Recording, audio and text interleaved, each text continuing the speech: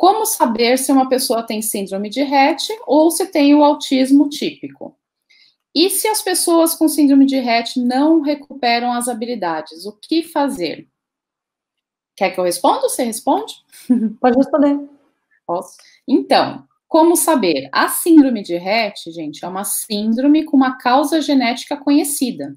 Na grande maioria dos casos, acontece por conta de uma mutação num gene localizado no cromossomo X, chamado MECP2. Então, como diferenciar? Pelo fenótipo clínico, porque na síndrome de Rett, a criança, ela desenvolve normalmente até 1 ano e meio, depois ela começa a ter uma regressão, né? Então, pelo fenótipo clínico e por um exame genético. Pode ser um exame específico só para olhar para esse gene, para ver se está com uma alteração. Se tiver com uma alteração, a criança recebe o diagnóstico. Então, dessa forma, você consegue diferenciar, né? E aí é uma síndrome que a gente chama de síndrome relacionada ao autismo, porque muitas pessoas com síndrome de Rett também apresentam o autismo. Antigamente, a síndrome de Rett estava lá no DSM-4 dentro do TEA. Aí, como foi visto que era uma síndrome à parte, com a biologia conhecida, com uma mutação conhecida, e que nem todos os indivíduos com síndrome de Rett apresentam autismo, eles separaram, né, tiraram do guarda-chuva ali do TEA, tá?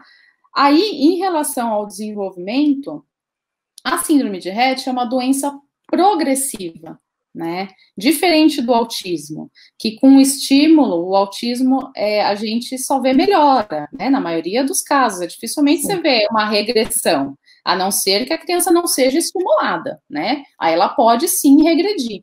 Mas na síndrome de Rett tem fases, né? O início precoce, a criança ela se desenvolve normalmente até 1 ano e meio, e de repente começa uma desaceleração nesse desenvolvimento, né? E aí depois vem uma fase que eles chamam de fase 2 da doença, que já é uma regressão mais forte. Normalmente ocorre entre 2 e 4 anos de idade, né? Então a criança começa a perder habilidades voluntárias, manuais, né? Habilidades de fala, começa a ter muito movimento com a mão, que às vezes é confundido com estereotipia, né? Mas da síndrome. Depois entra numa fase meio de estacionária, que a criança, né, fica ali naquela fase, e claro que as intervenções são para melhorar a qualidade de vida dessa criança. Então, desenvolvimento motor, para ter uma melhora. Só que é uma doença genética que não tem cura, né, uma síndrome genética que não tem cura, ela é progressiva, então depois ela vai entrar numa fase de deterioração motora mais progressiva, né? Então, as crianças vão ficar, na maioria dos casos, em cadeira de rodas. Então, a intervenção na síndrome de Rett é para trazer uma melhora de qualidade de vida. As pessoas com síndrome de Rett vivem bastante, tem casos de pessoas que vivem 50, 60 anos, né? Mas, normalmente, em cadeira de rodas. Então, é diferente do autismo não sindrômico, né? Que é um transtorno do neurodesenvolvimento, onde afeta o comportamento, muito mais o comportamento, e com os estímulos a criança normalmente só desenvolve para melhor, né? Quando a gente fala de uma síndrome, aí é mais delicado, né? Quer complementar algo? Que algumas pessoas também com autismo idiopático, que a gente falou nas aulas também, que é o autismo idiopático, é aquele, para quem conhece o Nicolas, o autismo do Nicolas, que a gente sabe que é autista, mas a gente não sabe, não é uma síndrome conhecida, né? Então, não é explicada, ainda não tem um grupo de pessoas que tem uma explicação como a síndrome de Rett. A gente já sabe que é o gene, né, no cromossomo X, chama MECP2, os fenótipos são assim, as meninas acabam, geralmente é em meninas, dificilmente um menino vai ter síndrome de Rett, geralmente eles morrem antes, né?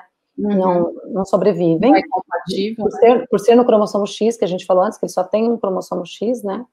Então, tem todas essas complicações, e pessoas com autismo idiopático, pessoal, que não são esses sindrômicos, formas de regressão, a primeira forma de regressão é não estímulo, essa é a primeira, tá? E tem também alguns casos que foi por causa de traumas, né? Ou abuso sexual, abuso... às vezes até abuso de grito mesmo, levou um grito, levou um tapa, viu o pai bater na mãe, a mãe bater no pai, viu um acidente, então algum trauma que traga, a criança que estava indo no desenvolvimento, mais ou menos, com terapias, com tudo, ela acaba se fechando novamente. Uma porcentagem muito mínima não consegue mais sair desse quadro. Geralmente, com as assistências, com as terapias, elas acabam saindo desse quadro e superando algumas coisas. E aí, depois, o restante só está ligado mesmo ao autismo sindrômico, síndrome de Heller, né, os autismos ligados, né, as síndromes, assim, as síndromes ligadas ao autismo, aliás, como síndrome de Heller e assim por diante.